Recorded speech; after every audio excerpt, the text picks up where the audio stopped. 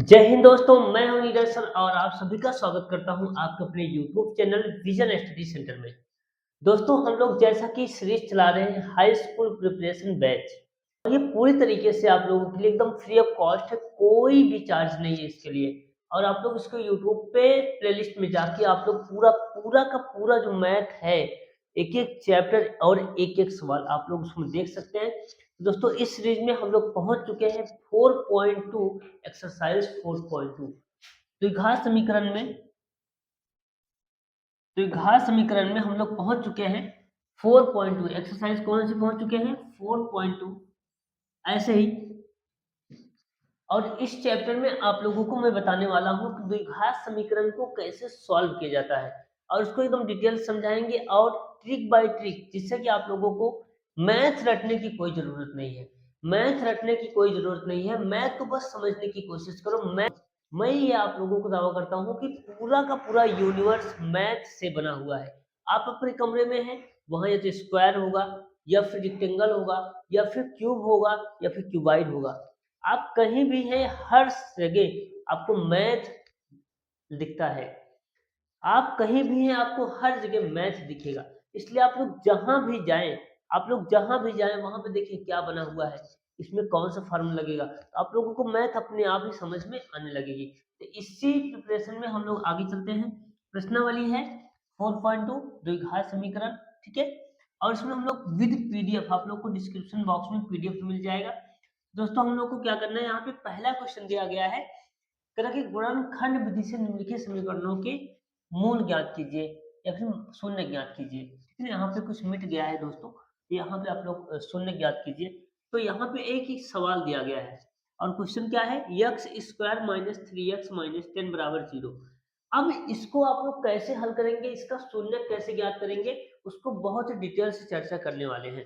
तो चलिए आइए एक एक स्टेप को ध्यान से सुनिए और ध्यान से समझिए, जिससे कि एक ही बार में आपको पूरा क्वेश्चन सॉल्व करना आ जाए। तो सबसे पहले क्या करना है दोस्तों, यहाँ पे देखना है, यहाँ पे चलो सॉल्व करते हैं पहले। तो सबसे पहले क्वेश्चन को नोट कर लेना है, एक्स स्क्वायर माइनस का 3x माइनस का 10 इक्वल टू 0। ठीक है। अब दोस्तों यहाँ पे क्या करना है, यहाँ पे देखना है कि एक्स स्क्वायर के मल्टीप्लाई में क्या कोई संख्या लगी है, क्या नहीं लगी है। तो यहाँ पे क्या मानोगे, एक मानोगे। क्या मानोगे, एक। अब जो एक्स स्क्वायर के मल्टीप्लाई में जो संख्या लगी है, और यहाँ पे जो अचर संख्या, अचर का मतलब गिनती, जो गिनती है उसका कराएंगे मल्टीप्लाई। सबसे पहला स्टेप, उसका क्या कराएंगे, मल्टीप्लाई। तो चलो करा देते हैं, 10 और 1 का मल्टीप्लाई कराएंगे 10 ही आएगा। अब दोस्तों हमारे पास एक संख्या आ गई है, और ये है जादू संख्या। हमें क्या करना है, इस 10 को दो भागों में ऐसे बांटना है। हमें दो भागों में ऐसे बांटना है कि हमारे पास कितना मिल जाए, यहाँ पे 3 मिले। मतलब कि दो भागों में ऐसे खंड करना है, 10 को दो भागों में ऐसे बांटना है कि हमारा घटाने या फिर जोड़ने के बाद, घटाने या जोड़ने के बाद कितना आए, 3 आए। तो इसको तो नहीं सही होगा। अब क्या हो सकता है इसका टेबल, तो आप लोग पढ़ते हैं 5 दुना के 10, मतलब कि 5 को अगर 5 में 2 को अगर हम घटाएंगे कितना मिलेगा, 3 मिलेगा। अतः यही हमारा क्या हो जाएगा, फैक्टर हो जाएगा। चलो इसी को बना देते हैं। तो इतना तो समझ में आ गया होगा कि एक्स स्क्वायर के मल्टीप्लाई में जो संख्या लगी रहती है, और जो अचर होता है उसका मल्टीप्लाई करा के दो भागों में ऐसे बांटना होता है कि जोड़े या घटाएं तो वो बीच वाली संख्या आए, बीच वाली संख्या आ जाए। ठीक है। तो चलो लिखते हैं, यहाँ पे एक्स स्क्वायर को सेम रखा जाता है, और लास्ट वाली संख्या को भी सेम रखा जाता है। लास्ट वाली संख्या को भी सेम रखा जाता है। ठीक है दोस्तों, लास्ट वाली संख्या को भी हम लोग क्या करेंगे, सेम रखेंगे।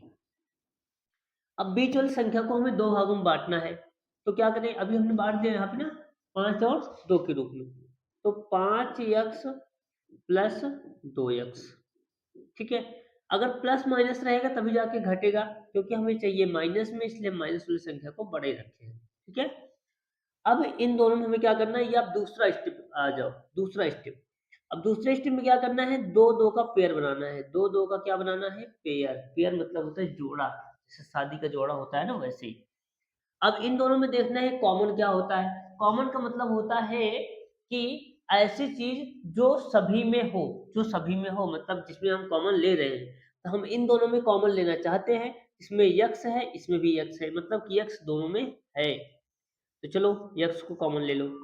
यहाँ पे x कितनी बार है, 2 बार है, तो एक बार तो बाहर चला गया, क्या कितना बार बचेगा, एक बार, माइनस से माइनस लगा दो, यहाँ पे एक बार है, 5 बचेगा।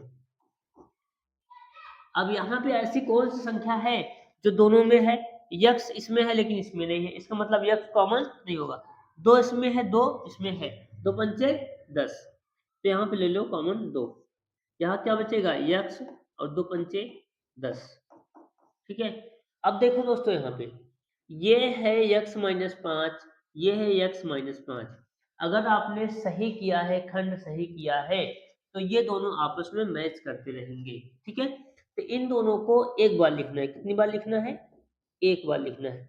अब जो बचा x प्लस 2, अब x प्लस 2 को क्या कर दो, यहाँ ब्रैकेट में बंद कर दो, इसी को बोलते हैं खंड करना, गुणनखंड करना, फैक्टर करना, ठीक है। अब शून्य कैसे ज्ञात करेंगे, तो इन्हीं दोनों को एक बार हम इफ निकालेंगे, मतलब एक बार 0 बराबर रखेंगे, तो x माइनस 5 बराबर 0, तो 5 इधर जाएगा, क्या हो जाएगा, प्लस का 5 हो जाएगा, तो यही होता है शून्य। और एंड इफ कर दो और एंड इफ कर दो, एंड इफ, तो एंड इफ में क्या लेंगे, ये दूसरे वाले को, x प्लस 2 बराबर 0, तो x का मान कितना आएगा, माइनस का 2। इस तरीके से ये और ये दोनों आपके क्या हो गए, शून्यक हो गए। तो दोस्तों उम्मीद करते हैं कि आपको जो हमने समझाया यहाँ पे निकालना, पहले मल्टीप्लाई करना है, फिर खंड करना है, फिर कॉमन लेना है, फिर उसके बाद यहाँ पे 0 के बराबर दिखाना है, तब जाके ये आपका शून्यक निकलेगा। इस तरीके से आप यहाँ पे हाई स्कूल में इतना कुछ करके आना है। अब चलो चलते हैं दूसरे क्वेश्चन पे। दूसरा क्वेश्चन कुछ इस तरीके से कहा है दोस्तों, तो हमने जो आपको पहला स्टेप सिखाया है, पहला स्टेप क्या है कि इसका और इसका मल्टीप्लाई कराते हैं, 6 दूना 12, अब 12 तो मिल गया, अब 12 को दो भागों में बांटना है, कैसे बांटोगे, दो भागों में, कि यहाँ पे क्या लाना है हमें, कुछ भी नहीं, कुछ भी नहीं लाना है, मतलब एक लाना है, मतलब कि दो भागों में ऐसे बांटना है कि यहाँ पे एक आ जाए, तो 4 तिहाई क्या होता है 12, अगर 4 में से 3 जाएगा तो एक आएगा, तो बोलोगे यहाँ पे 2x स्क्वायर प्लस x को क्या करोगे 4x माइनस 3x और माइनस का 6 ऐसे रखना है, ठीक है। हमने क्या बताया दोस्तों, यहाँ पे आपको देखना है कि ये प्लस में लाना है कि माइनस में लाना है, तो यहाँ पे प्लस में लाना है, तो हम प्लस वाली संख्या को बड़ी रखेंगे और माइनस वाली संख्या को छोटी रखेंगे। अब फिर से वही दो दो का पेयर बना लूं, पेयर बनाने के बाद देखना है कॉमन क्या है, दो इसमें, दो दूनी 4 होता है, दो इसमें भी है, x इसमें है, x इसमें भी है, तो 2x क्या हो गया, कॉमन हो गया, तो x प्लस क्या बचेगा, 2 बचेगा, माइनस 3 कॉमन ले लो, तो यहाँ क्या बचेगा, x प्लस 2 बचेगा, ठीक है। अब x प्लस 2 हो गया, ठीक है, और यहाँ हो गया 2x माइनस, तो दोस्तों अब क्या करेंगे, यहाँ पे इफ निकालेंगे, तो इफ बराबर यहाँ पे x प्लस 2 क्या हो जाएगा, 0 के बराबर, तो x का मान क्या आएगा, माइनस का 2, तो इस तरीके से आपका एक मान यहाँ पे आ गया। अब इसको एंड इफ में लिखेंगे, एंड इफ 2x माइनस 3 बराबर 0, तो 2x बराबर क्या हो जाएगा, प्लस का 3 और x का मान क्या आएगा, 3/2, इस तरीके से दूसरा मान निकल जाएगा, और इसी मान को ही हम लोग बोलते हैं शून्यक। अब शून्यक क्यों बोला जाता है इसको समझ लीजिए आप लोग। शून्यक, शून्यक का मतलब ये होता है कि ये जो मान आया है, अगर इस मान को हम इस इक्वेशन पर रख देंगे, इस पे रख देंगे, तो मान क्या हो जाएगा, 0 आ जाएगा, अपने आप ही 0 हो जाएगा, ठीक है, उसी को बोलते हैं। अब आगे दोस्तों यहाँ पे तीसरा क्वेश्चन बहुत ही इंपॉर्टेंट क्वेश्चन है, क्योंकि इसमें रूट है, ठीक है, और रूट से सभी बच्चों को डर लगता है, और ये इंपॉर्टेंट भी है, लेकिन आप लोग को डरना नहीं है, जो स्टेप बताया गया है वही स्टेप आपको फॉलो करना है। सबसे पहले इसका और इसका मल्टीप्लाई करना है, तो चलो करते हैं, 5√2 मल्टीप्लाई बाई, यहाँ पे क्या है, √2 है, चलो देखो, √2 जब सेम सेम चीजें होती हैं तो मैं ऐसे समझा देता हूँ, अंदर का मल्टीप्लाई अंदर ही होता है, मतलब रूट के अंदर का मल्टीप्लाई अंदर ही होता है, तो 2 दूनी 4 हो जाएगा, ठीक है। अब 4 का वर्गमूल कितना होता है, 2 होता है, तो 5 दूनी 10, मतलब कुल मिला के ये है कि ये कितना आएगा, 10 आएगा। अब 10 का ऐसा खंड करना है कि जोड़ने तो घटाने के बाद कितना आएगा, 7 आएगा। तो अभी आप लोगों ने टेबल पढ़ा था क्या, 5 दूनी 10, मतलब 5 और 2 को अगर हम जोड़ेंगे, 5 और 2 को जोड़ेंगे कितना आएगा, 7 आएगा क्या, 5 और 2 को जोड़ेंगे तो कितना आएगा, 7 आएगा। इस तरीके से हमें यही खंड बनाना है, ठीक है। चलो बनाते हैं। √2 x² + 7x + 5√2 बराबर 0। खंड हमने पहले ही बना दिया है, तो आप लोग को क्या करना है, यहाँ पे लिखना है 5x + 2x + 5√2 = 0। अब दोस्तों यहाँ पे क्या करना है, यहाँ पे देखना है कि कॉमन क्या है, फिर से वही कॉमन वाला है। तो कॉमन देखना है, तो यहाँ पे x ऐसा है जो कॉमन है, क्योंकि √2 दोनों में नहीं है और 5 भी दोनों में नहीं है। तो क्या कॉमन है, x अकेले कॉमन है। क्या बचेगा, √2 बचेगा, और x 2 बार है तो 1 बार बचेगा, प्लस यहाँ से x गायब हो जाएगा, बाहर जाएगा, क्या बचेगा 5 प्लस। अब इन दोनों में कॉमन लेना है, ठीक है। तो x भी दोनों में नहीं है, 2 भी दोनों में नहीं है, और 5 भी दोनों में नहीं है, और √2 भी दोनों में नहीं है। तो यहाँ पे अब हमें समझना है, ठीक है ना। अब हमें समझना क्या है, जैसे लिखा है 2x + 5√2 लिखा है, तो 2 में 2 को हम क्या लिख सकते हैं, √2 और √2, क्योंकि दो रूट को मिलाते हैं तो एक 2 आता है, और x + 5√2 हो जाएगा।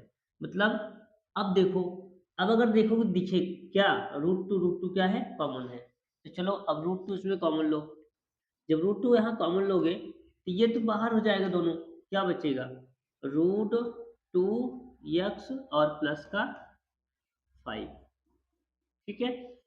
अब देखो ये दोनों क्या है, सेम नहीं है क्या, है सेम, तो सेम होना चाहिए, ठीक है।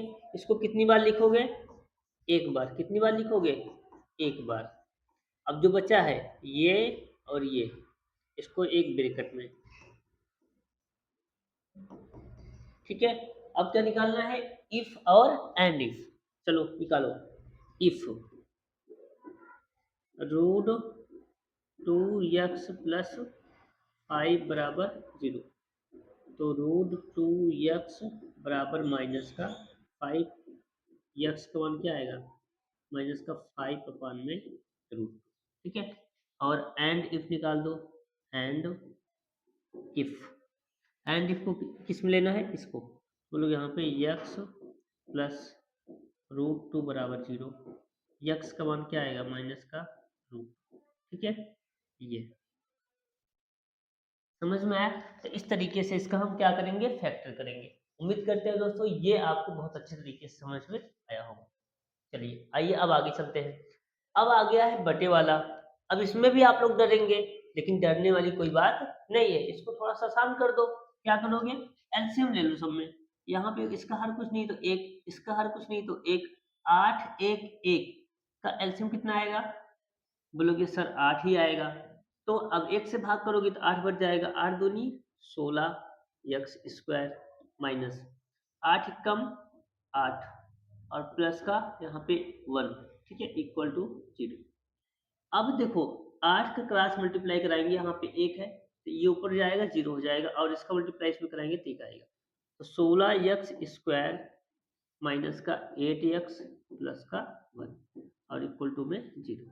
तो इस तरीके से बेसिकली हमें खंड इसका करना है, ना कि इसका करना है। तो हमें खंड इसका करना है, तो अब आप लोग खंड कर लेंगे कैसे, 16 एकम 16, 16 का ऐसा खंड करना है कि कितना आ जाए, 8 आए। तो 4 चौका क्या होता है, 16। अगर इन दोनों को जोड़ेंगे 4 + 4 कितना आएगा, 8 आएगा, ठीक है। इस तरीके से आप लोग इसका खंड बना लीजिएगा। मैं एक बार थोड़ा सा सॉल्व कर देता हूँ, उसके आगे आप लोग को सॉल्व करना है। 4x + 1। अब क्या करेंगे, इन दोनों में और इन दोनों में कॉमन ले लेना है, उसके बाद फिर इसको सॉल्व कर देना है, ठीक है दोस्तों। ऐसे सेम क्वेश्चन ये है 20 वाला, 100 को मल्टीप्लाई इसमें कराएंगे, एक में तो आएगा यहाँ पे 100, और लाना कितना है हमें, 20 लाना है। तो 100 का ऐसा फैक्टर करना है कि यहाँ पे 20 आए, ठीक है। तो 10 दहमा क्या होता है, 100 होता है, और 10 और 10 को जोड़ेंगे कितना आएगा, 10 और 10 को जोड़ेंगे कितना आएगा, तो यहाँ पे आएगा 20, कितना आएगा, 20 आएगा। इस तरीके से इसका भी फैक्टर आप लोगों को कर लेना है। तो फ्रेंड्स अब हम लोग का आ गया है लैंग्वेज वाला क्वेश्चन। कह रहा है कि ऐसी दो संख्याएं ज्ञात कीजिए जिनका योग 2700 और गुणनफल 182 हो। तो आइए चलिए चलते हैं, इसको लगाते हैं और बहुत ही बेहतरीन ढंग से, बहुत ही शानदार तरीके से आप लोग को यहाँ पे सीखना है। तो चलिए सबसे पहले हम लोग क्या करेंगे, यहाँ पे दो संख्याएं ऐसी लेना है जिनका योग 2700 और मल्टीप्लाई क्या होना चाहिए, 182 होना चाहिए। लेकिन हमें संख्या तो पता ही नहीं है, तो हम क्या करेंगे, कोई एक संख्या मान लेंगे। यहाँ पे दो संख्या है, बोलेंगे यहाँ पे माना माना पहली संख्या, माना पहली संख्या बराबर यक्स। जब पहली संख्या मान लेंगे तो दूसरी संख्या बोलेंगे यहाँ पे, दूसरी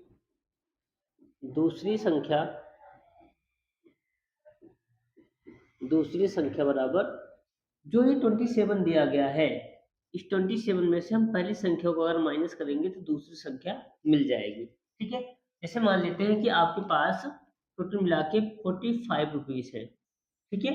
अब हमने बताया कि पहला भाग इसका 20 है, तो आप बोलोगे सर दूसरा भाग इसका होगा 25। कैसे बताया आप, कि 45 में से 20 को माइनस करके, ठीक है। इसी तरीके से 27 में से माइनस कर दिए तो आ गई दूसरी संख्या। अब कह रहे हैं यहाँ पे मल्टीप्लाई कितना है दोनों संख्याओं का, 182। बोलोगे यहाँ पे प्रश्नानुसार,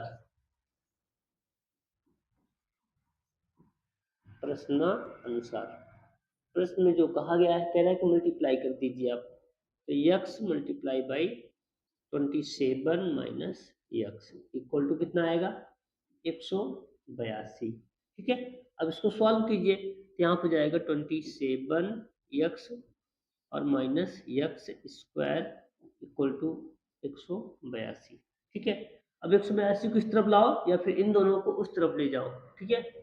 अब देखो क्या होगा, यक्स स्क्वायर माइनस में हमें करना है प्लस, ठीक है। तो हम क्या करेंगे, पहले इसको इधर लाइए, तो यहाँ हो जाएगा 27 यक्स और माइनस एक्स स्क्वायर को आगे रख दो, तो माइनस एक्स स्क्वायर हो गया प्लस, और माइनस का 182, 182 किस तरफ लाइए, 182, यहाँ बचा क्या, 0। अब देखो यहाँ यक्स स्क्वायर माइनस में है, इस माइनस को हटाने के लिए या तो माइनस से दोनों पक्षों में मल्टीप्लाई करा दो, तो हम क्या कराएंगे, मल्टीप्लाई, ठीक है। चलो इसमें मल्टीप्लाई करा दो, तो क्या हो जाएगा, ये x square minus minus plus हो गया, प्लस माइनस माइनस हो गया, ठीक है, और माइनस माइनस प्लस हो गया,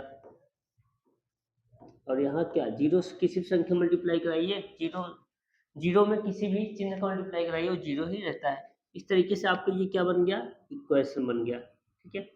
अब इस इक्वेशन को हमें सॉल्व करना है, खंड करना है, फैक्टर करना है, ठीक है। चलिए फैक्टर करिए। तो सबसे पहले एक्स स्क्वायर माइनस को 27x और प्लस का 182। अब देखो यहाँ पे तो कुछ नहीं है, एक ही है, एक का मल्टीप्लाई 182 में कराओगे तो कितना आएगा, 182 ही आएगा। अब 182 को दो भागों में ऐसे बांटना है कि 27 आ जाए। पहले 182 का खंड कर लो, 182 का खंड करो, किससे कटेगा ये, 2 से, 2 9 18। अब किससे कटेगा ये, 7 से,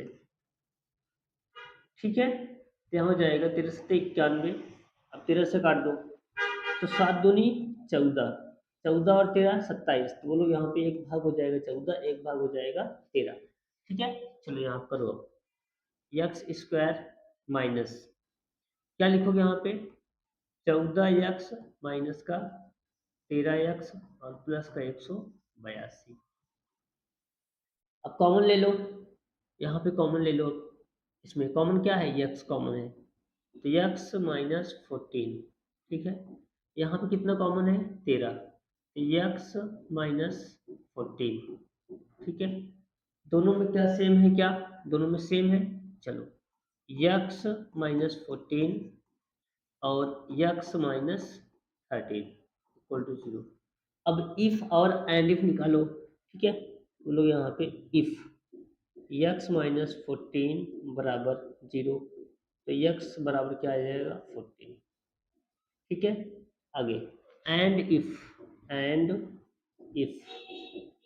यक्स माइनस 13 बराबर 0, तो क्या आएगा यक्स इक्वल टू, ये 13 इस तरफ जाएगा तो क्या बन जाएगा यहाँ पे प्लस का 13, यक्स बराबर कितना आ जाएगा 13, ठीक है। तो यक्स का मान कितना आएगा, एक बार आपको यहाँ पे रखना है 14।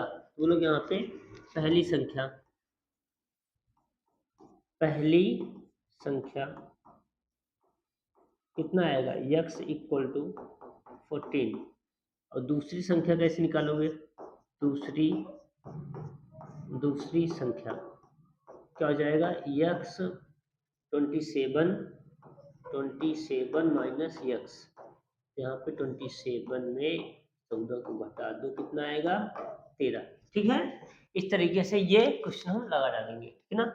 आओ चलो आगे चलते हैं। अब आ गया है 4 नंबर क्वेश्चन। कह रहा है कि दो क्रमांक धनात्मक पूर्णांक ज्ञात कीजिए जिनके वर्गों का योग क्या है 365 है।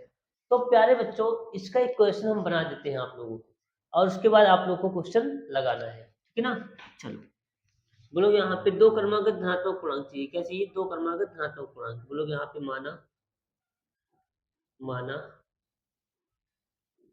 दो क्रमागत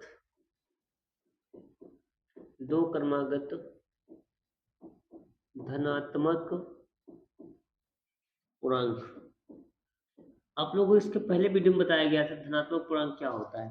धनात्मक पूर्णांक मानने के लिए आपको क्रम से मानना होता है, जैसे यक्स प्लस 1, यक्स प्लस 2, ऐसे क्रम से मानते हुए चलना होता है, ठीक है। यहाँ क्या हो जाएगा, एक हो जाएगा यक्स, क्या हो जाएगा यक्स, और एक हो जाएगा यक्स प्लस 1, ठीक है। अब कह रहा है कि जिनके वर्गों का योगफल कितना है 365, लिखोगे यहाँ पे प्रश्नानुसार, ठीक है। प्रश्न में क्या कहा गया, दोनों का वर्ग, जिनके वर्गों का योग मतलब दोनों का वर्ग कीजिए, तो वर्ग कर दीजिए यक्स प्लस 1 का होल स्क्वायर बराबर 365, ठीक है। अब यक्स स्क्वायर ये हो गया, यक्स प्लस 1 का होल स्क्वायर है तो होल स्क्वायर कर दो, विस्तार कर दो, x square plus 1 plus 2x बराबर 365, ठीक है। अब यक्स एक्स क्या हो जाएगा 2x स्क्वायर प्लस का 2x, और 365 को इस तरफ लाओ तो हो जाएगा यहाँ पे प्लस का 1 और माइनस का 365, ठीक है।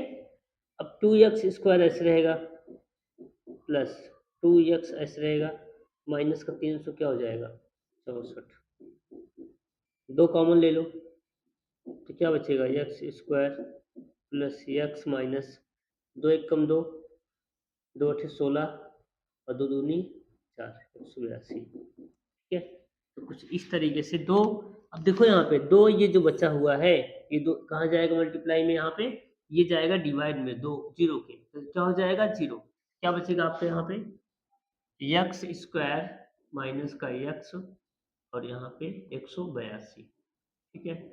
अब 182 का फिर से खंड करना है और आपको लाना है क्या एक, ठीक है। तो अभी देखो पहले बच्चों यहाँ पे 182 वाला क्वेश्चन बनना था, यहाँ पे बस यहाँ पे चेंज क्या हुआ था 27 था।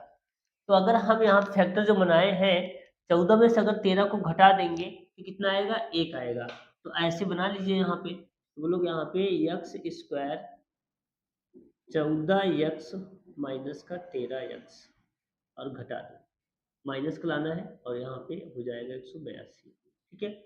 यक्स कॉमन ले लो, यक्स माइनस 14, ठीक है, और प्लस का यहाँ पे 13 कॉमन है दोनों में, तो यक्स माइनस 14, ठीक है।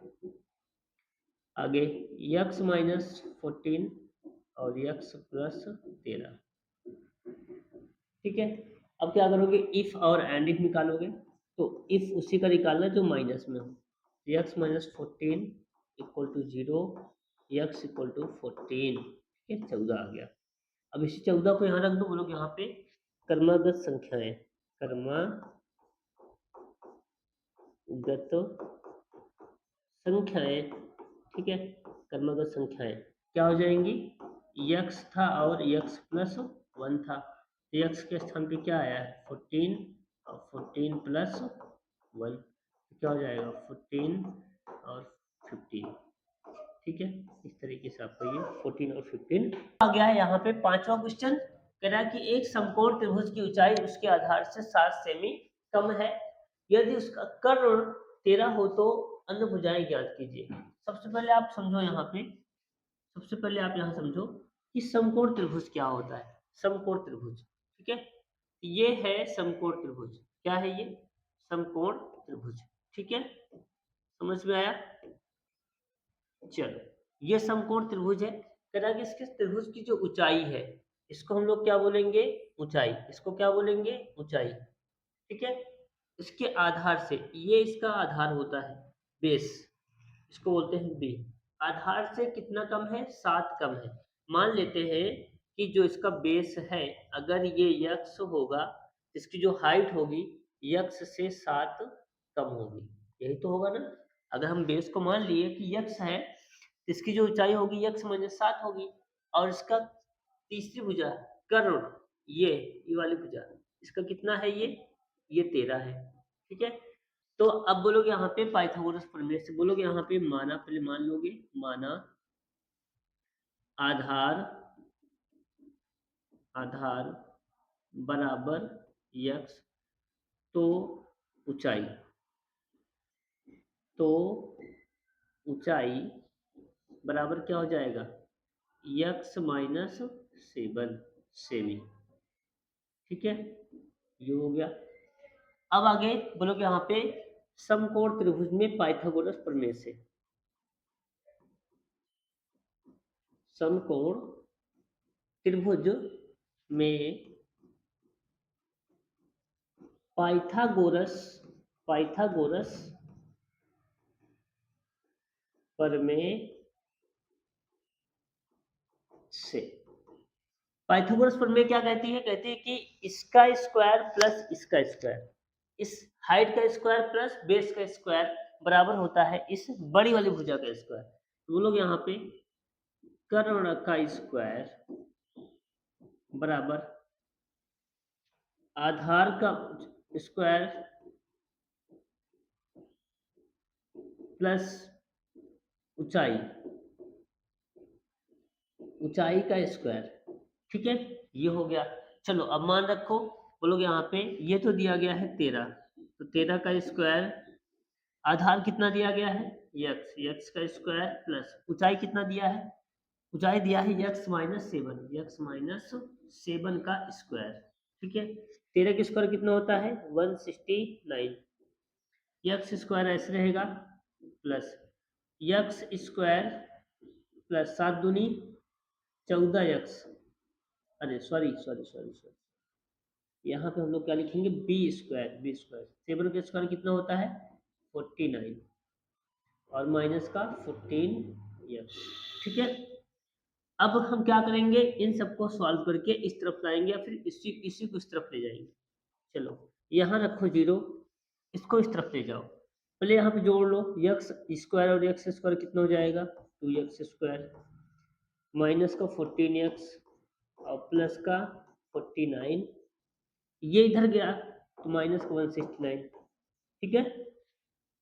यहाँ बच्चा 0, तो 2x स्क्वायर माइनस 14x और ये घट जाएगा तो कितना आएगा 120 आएगा, ठीक है। अब हम क्या करेंगे, इस पूरे को उठा के इस तरफ ला के पटक देंगे और चिन्ह में कोई दिक्कत नहीं आएगी, चिन्ह कोई चेंज नहीं होगा, ठीक है। तो क्या हो गया यहाँ पे 2x स्क्वायर माइनस का 14x और प्लस माइनस का 120 इक्वल टू 0। अब यहाँ पे देखो दो कॉमन है क्या, तो दो कॉमन ले लो, क्या बचेगा एक्स स्क्वायर 7x और यहाँ बचेगा 16, ठीक है। दो को भेज दो 0 के पास, डिवाइड में जाएगा 0 हो जाएगा, क्या हो जाएगा एक्स स्क्वायर माइनस का 7x और माइनस का 60 बराबर 0। अब हमें 60 का ऐसा खंड करना है यहाँ पे 7 आ जाए। ठीक है, चलो 60 का खंड करो तो 12 पंचे 60, 12 में से 5 जाएगा कितना आएगा, 7 आएगा। हमें 7 लाना ही है। बोलेंगे यहाँ पे यक्स स्क्वायर 12x प्लस का 5x और माइनस का 60। यक्स कॉमन ले लो, यक्स माइनस 12 प्लस का यहाँ पे 5 कॉमन ले लो, यक्स माइनस 12। ठीक है, ये दोनों सेम है क्या, क्या बोलोगे आप लोग यहाँ पे, इसको एक बार लिखोगे और जो सेम नहीं है इसको एक बार लिखोगे। ठीक है, चलो अब जो माइनस में है उसी को इसमें दिखा दो। तो यक्स माइनस 12 इक्वल टू में 0, यक्स का मान क्या हो जाएगा 12। ठीक है, अब ये जो 12 आ गया ये यक्स का मान है, मतलब ये आधार है। ठीक है, तो बोलोगे यहाँ पे आधार,